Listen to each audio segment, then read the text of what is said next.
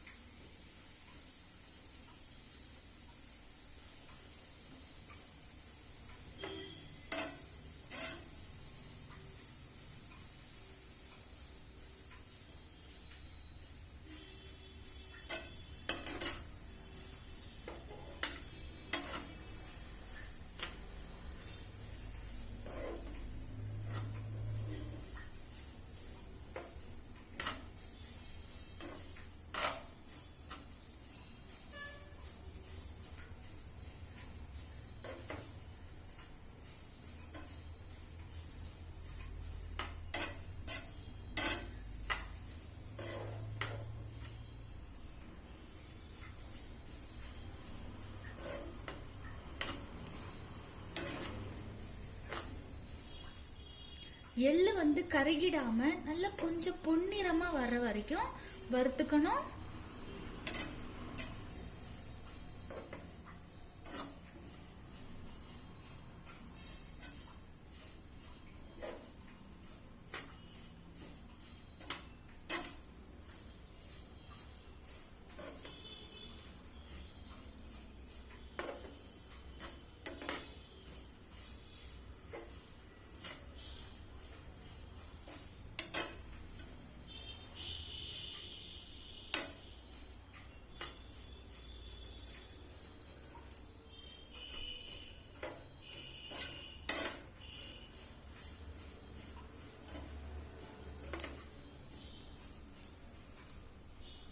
பாருங்க, படபடன் புரியுது.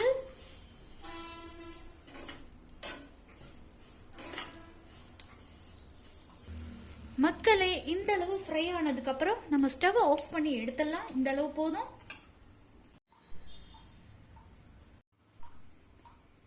இப்போ நாம வந்து ஒரு கிளாஸ் வாட்டர் வந்து ஆட் பண்ணிக்கலாம். இந்த வாட்டர்ல வந்து நம்ம சுகர் ஆட் பண்ணிக்கணும் தேவையான அளவு. ஸோ இங்க வந்து நான் வந்து 2 கப் அளவு எடுக்க போறேன். So 1, 2. So இவ்வளவு போதும்.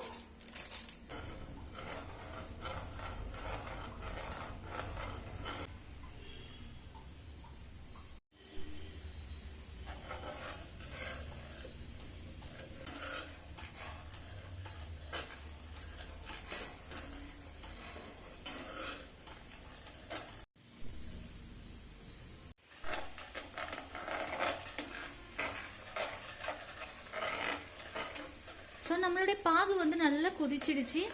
இந்த அளவு வந்ததும் போதும். நம்ம எடுத்து எள்ளு எடுத்து ஆட் பண்ணிக்கலாம்.